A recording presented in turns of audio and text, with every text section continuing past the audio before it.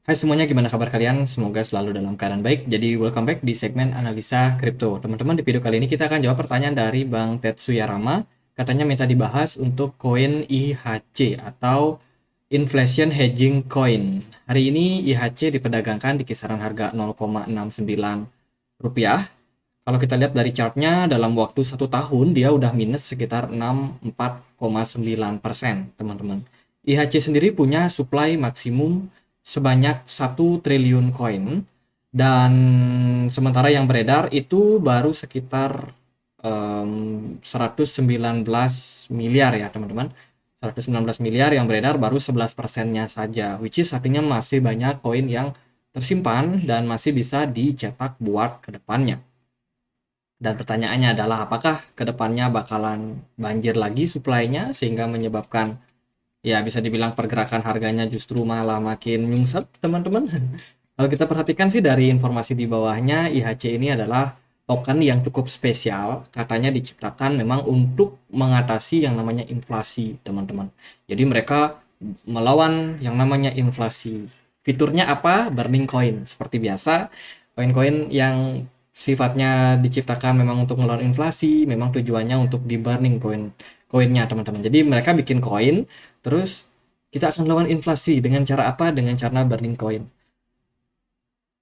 Ini udah terlalu banyak sih koin-koin yang seperti ini di market, dan banyak juga yang sudah terjebak, teman-teman. Sekali lagi teman-teman harus lebih aware melihat sebuah fundamental daripada sebuah project. Perhatikan fundamentalnya, dan teman-teman harus tahu nih apa kegunaan dari koin tersebut. Ya, biasanya kegunaan-kegunaan koin yang bagus itu biasanya sebagai alat transaksi, which is itu Bitcoin ya, yang memang diciptakan untuk melawan yang namanya dominasi daripada bank sentral, eh, industri ataupun sistem perbankan saat ini. Jadi Bitcoin memang diciptakan seperti itu sebagai alat transaksi supaya orang-orang tidak diawasi dalam hal transaksi mereka, tidak harus lewat dari pihak ketiga yang lama dan juga mahal. Jadi itu contoh koin yang punya fundamental yang bagus, atau contohnya Ethereum yang memang punya smart contract di dalamnya, kemudian di dalamnya banyak fitur, ada di apps, ada apa. Jadi sekarang udah berkembang ke layer kedua, bahkan ongoing untuk layer ketiga. Jadi bisa dibilang ini adalah project-project yang sudah mapan, sudah besar. Sementara kebanyakan koin-koin yang sifatnya untuk melawan inflasi itu justru tidak sama sesuai dengan keinginan mereka. Ini terjadi di banyak koin selama saya banyak mengamati project-project koin yang udah teman-teman request di kolom komentar. Jadi thank you banget buat teman-teman yang suka request. Di sana saya banyak belajar mana memilih koin mana yang kira-kira bagus. Kalau koin yang projectnya seperti ini, kira-kira endingnya seperti apa, itu udah tergambarkan dengan banyak membaca ya, banyak membaca, banyak memperhatikan, menganalisa juga koin-koin yang bisa dibilang cukup mungkin di kalangan orang-orang yang fokus sama fundamental itu nggak terlalu mereka pentingin koin-koin seperti ini, tapi buat orang-orang yang mungkin banyak trading, mencari kesempatan cuan tinggi, biasanya pasti mencari koin-koin yang market cap-nya kecil. Jadi itu sih salah satu yang menjadi concern saya buat sekarang. Jadi kalau menurut saya, teman-teman harus berhati-hati dengan koin-koin yang punya fitur burn. Artinya bukan burn itu jelek, tapi sebuah koin yang diciptakan untuk di burn. Jadi dia tidak punya keunggulan lain selain itu, teman-teman. Teman-teman harus hati-hati, itu gimmick kalau bagi saya di market.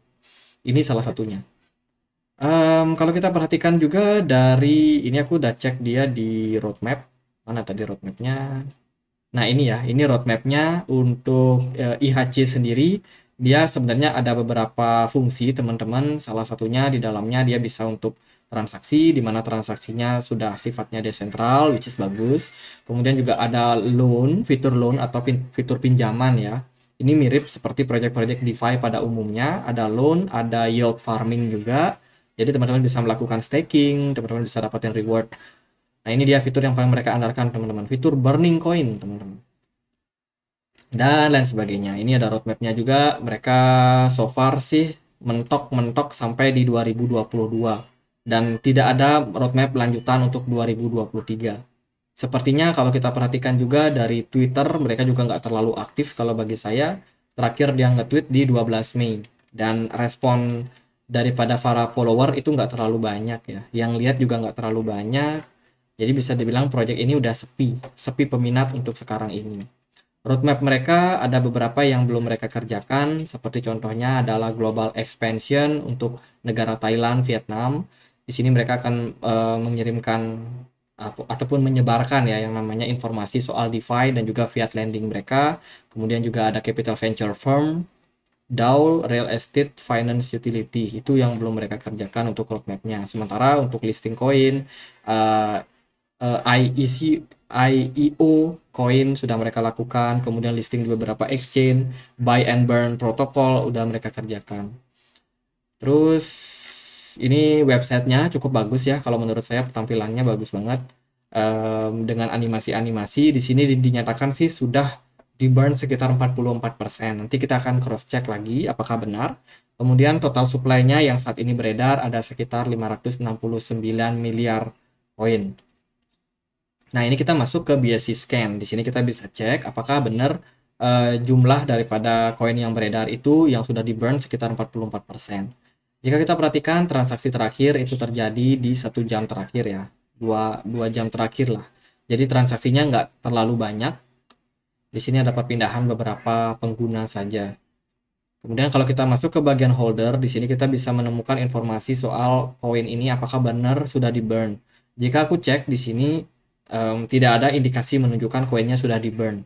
Rata-rata dia masih masuk ke dalam sebuah wallet di sini. Ini wallet dengan kepemilikan sekitar 100 miliar koin, teman-teman. Ini ada 2 wallet bandar besarnya. Terus di bawahnya juga ada beberapa yang punya kepemilikan 10%. Terus ada di Binance juga ternyata sekitar 8,6%. Sisanya tersebar dengan jumlah di bawah 5%. Jadi kalau kita lihat dari data yang ini dinyatakan sudah di burn 44%. Mungkin harus di cross check lagi apakah wallet ini adalah wallet yang untuk di burn, karena biasanya kalau koin yang sudah di burn itu akan masuk ke dead wallet. Di sini bakalan tercantum dead wallet sekian. Itu terjadi kalau teman-teman mau cek, bisa dicek di data dari Shiba Inu, itu jelas di sana muncul seperti itu. Tapi kalau untuk IHC ini menurut saya enggak ya, dia belum di burn sama sekali.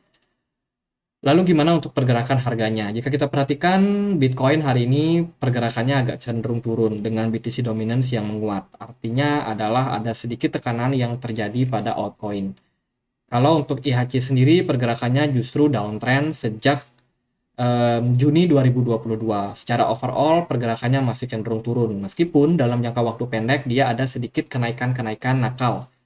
Ini contohnya ada spike naik kayak gini. Kemudian ini ada kenaikan nakal juga yang tentunya sering bikin terjebak ya investor-investor retail, trader-trader kecil. Wah, ini tiba-tiba naik nih, ngepam, teman-teman belinya udah di pucuk, terus harganya dibawa turun. Jadi kalau teman-teman memang niat untuk nambah miskin, silahkan dibeli. Kalau enggak, lebih baik teman-teman concern dulu, lihat dulu pergerakan chartnya seperti ini, apakah teman-teman ideal buat masuk. Secara project mereka udah nggak aktif di 2023, apakah teman-teman masih berani masuk setelah melihat data-data tersebut.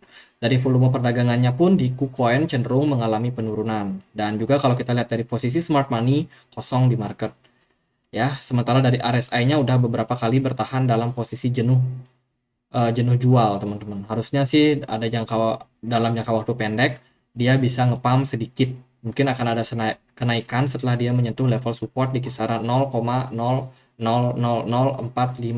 ini. Ekspektasinya dia bisa ngepam balik dan mungkin nggak lama dia akan turun balik lagi. Menurut saya sih trennya masih bakalan downtrend. Jadi itu, kalau buat teman-teman yang mau spekulasi jangka pendek, mau cuan-cuan jangka pendek, ya silahkan aja sih teman-teman. Yang penting resiko teman-teman tanggung sendiri. Jadi gitu aja buat Bang Tetsuya Rama, semoga bisa bermanfaat. Dan akhir kata saya Andre, makasih.